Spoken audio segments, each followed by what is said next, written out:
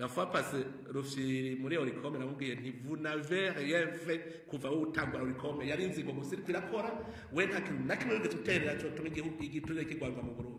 wakora inzigo gusa fatuja gusa alors que igiturire utegerezwa kumenya pourquoi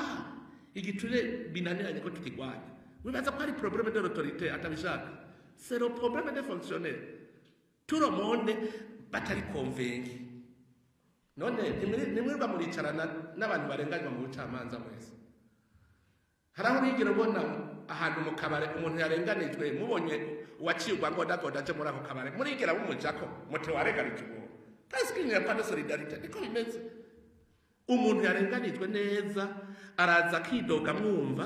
uwamurenganije agacaza mugaca musangira urwagwa ntiwigera umubaza ngo kubera iki warenganije ujyamo igihugu kizokira gute kimeze uko umucamanza heje Niteka n'umunezero gusubira kubana namwe misango y'amakuru abari karavugwa cyane irya nino mu gihugu c'u Burundi ndasubiye kubaramutsa mwese mubana natwe mu misango y'amakuru tubandanya tubashikiriza ku minsi yose ngaha kuri chaîne yacu amakuru tubatohoreza abari kavugwa cyane ku mbuga ngurukana bumenyi avugwa mu bimenyeshamakuru bitandukanye na za nkuru zinyegezwa abarundi nazo nyene turazibatohoreza mukazikurikirana ku minsi yose ido nido ingingo imwe ukwayo muragira mukurikirane amakuru arabana n'igisata ca politike President Varisto Ndayishimiye yashikirije amajambo akomeye kuri Gabriel Rufyiri arongoye ishirahamwe orikome gishinze kugwanya igiturire no gusesagura amatungo ya leta kubwa President Varisto Ndayishimiye yemeza yuko ishirahamwe orikome ataco kigeze rikora kubijanye no kugwanya ibiturire ndetse akavuga yuko ataco rimaze mu gihugu c'u Burundi ritegerezwa gufutwa mu gihugu ko ataco kigeze rifasha abanyagihugu b'abarundi muraza kuvyumviriza muraza kumviriza ivyashikirijwe n'umukuru w'igihugu turaza kubigaruka ko ido nido muri aya makuru twabiteguye turaza no kubashikiriza andi makuru ariko avugwa cane mu birabana n'intwaro ibereye hama dusimbire n'amakuru avugwa mu gisata c'umutekano aho muza kumviriza ivyagiye biravugwa ku bategetsi babandanya baranyuruza abanyagihugu mu ntara ya Gitega ku mugwa mukuru ya politike turaza kubigaruka ko muri aya makuru twabiteguye utarafyonda kuri sabone akana karyo keza cane ngufyonde ko kuko iyo wafyonze ko turonse bene aya makuru n'ibiganiro nk'ibinyene tuba turiko tubashikiriza ku minsi yose iyo tubirungitse ucuba mu bambere barashikirwa navyo reka ndasubire ndabaramutse nabipfurize kaze mwisango y'amakuru muragira mukurikirane ayo n'aya twabateguriye ingingo imwe ukwayo La fois passée, Rufyiri muri orikome namubwiye nti vous n'avez rien fait kuva utangura orikome yari inzigo gusa iriko irakora we nta kintu na kimwe wigeze uterera cyo tuma igihugu igiturire kigwanga mu Burundi wakora inzigo gusa fatuja gusa alors que igiturire utegerezwa kumenya pourquoi igiturire binaniranye ko tukigwanya wibaza ko ari problème de l'autorité atabishaka c'est le problème des fonctionnaires tout le monde batari convaincu none nimwe bamuricarana n'abantu barenganywa mu bucamanza mwese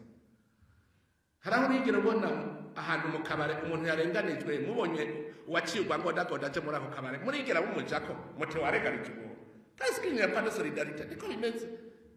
umuntu yarenganijwe neza araza akidoga mwumva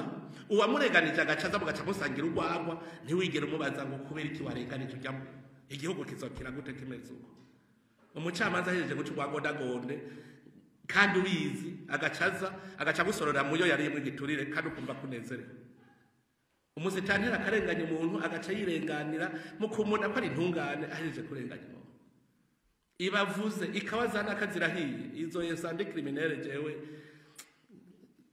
nuko dusanzwe tubizi hariho abantu ngaha bafise mission de sabotage économique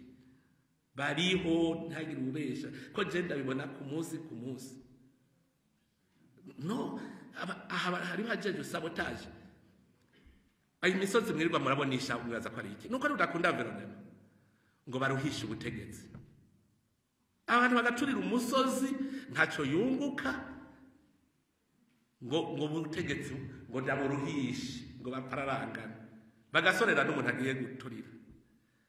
Igihugu rero catabagaye ku mpande zose, ni mpamvu mubesha nta gisata na kimwe cy'igihugu kitari carononekaye. Jeno ko rumva iyo mboye ikibazo je simba umufanatiki kubera yangamaze kuvyakira neza ku gihugu cari carapfuye impande zose. Ivyo naravyakiriye, ubu rero ni gasolution. Nshaka kugira ni gasolution rero niga imvo n'imvano y'ico kibazo. Nimeje kubibwira mu mpfunyapfunyo yuko President Varisto Ndayishimiye kuri bwiwe yemeza ko ishirahamwe Orikome rirongowe na Gabriel Rufyiri ryishinze kugwanya ibiturire no gusesagura amatungo ya leta. Avuga yuko ataco ryigeze rikora kubijanye no kugwanya ivyo biturire nyene. Kubwiwe umukuru wa Orikome Gabriel Rufyiri akoreshwa n'inzigo ngo fata ujya. President Ndayishimiye yemeza ko we amaze kwerekana abaji biturire kurusha Orikome. Evariste Ndayishimiye yemeza ko igiturire kitava ku butegetsi ahubwo ko giterwa n'abakozi ba leta. Mu mwaka w'2006 iryo shirahamwe Orikome ryashize ahabona amanyanga ajanye n'igurishwa ry'indege imwe rukumpi yerura umukuru w'igihugu Falcon 50. Ico gihe Gabriel Rufyiri yaciye afungwa iminsi 120. Inama nshingamateka yarakoze amatohoza iremeza ko hariho amanyanga yakozwe muri iryo gurishwa. Cegera co mukuru w'igihugu Alice Nzomukunda yaratanze imihoho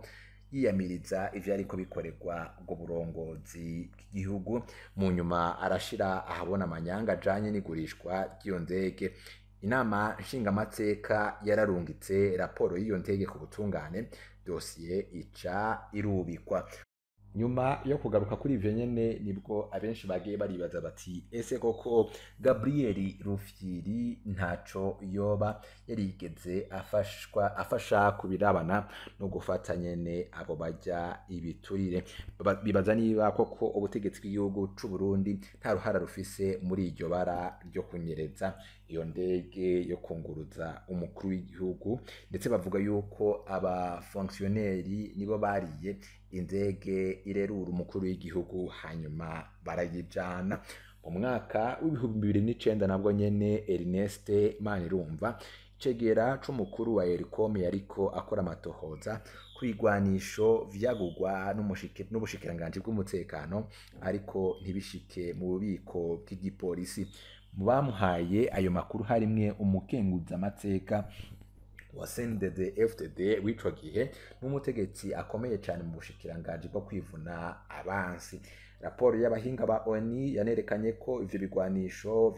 vyajanwa mu gihugu ca leta iharanira intwaro rusangi ya Kongo bigahabwa igisirikare ca FDLR nayo igatanga ubutare yimpa muri Kongo. Impembo yabaye igandagurwa rya Ernest Manirumva, ndetse bivuga ko n'utwara ubushikiranganje bw'umutekano bwaraguye ivyo bigwanisho yari Generale Bunyoni. Uwo nawe yahembwe kuba umushikiranganje wa mbere nkuko nyene byagiye biragaragazwa ngaha muri leta ubu nyene irongoye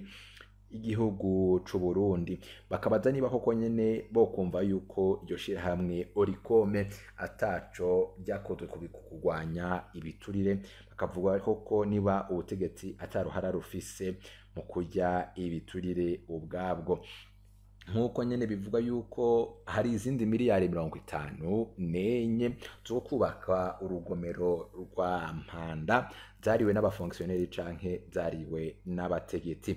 Bivuga yuko utwa ari uturorero tubiri twatanzwe na Pacifique ni nahazwe nawe haranira gateka kazina muntu, aho yariko aratanga inyishu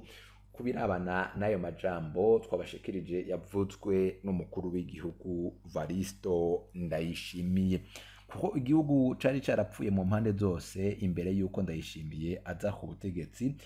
ariko nyene bikaba bivuze yuko ibiturire vyo bibandanya biranaribwa ku ntwaro ya Ndayishimiye, ndetse no kunyuruza no kugandagura abanyagihugu.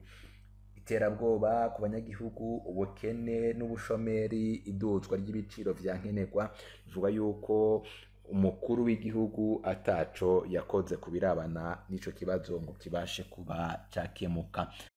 Nubwo biruko Pacifique Ninahazwe ashikirizwa ko kandi hari byinshi byakozwe kuri intwaro ya Ndayishimiye,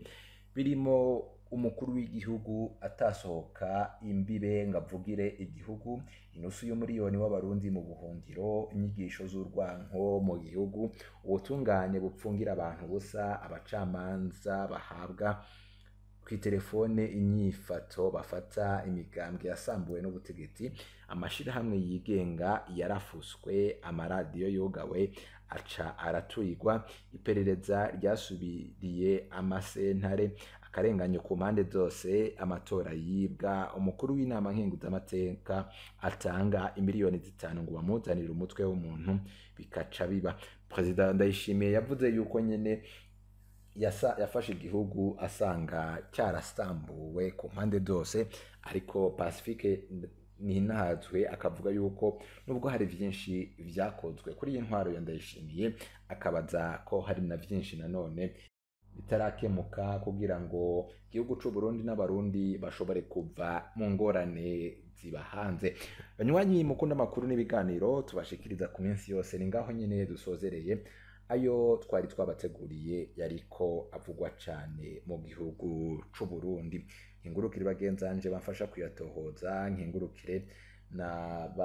mwese mubandanya mubana natwe mu makuru tuba turiko turabashikiriza. Amakuru arabandanya ngaha kuri chaîne yacu, tarafyonda kuri sabone, aka nakaryo keza cane ngo fyonde ko iyo wafyonze ko turonse bene amakuru n'ibiganiro nk'ibi nyene nabibabwiye ko uca mu mbere barashikirwa navyo. Reka ndasubire ndabipfurize ibihe vyiza, muhezagirwe mu vyanyu no mu banyu, n'agahwane naho ubutaha.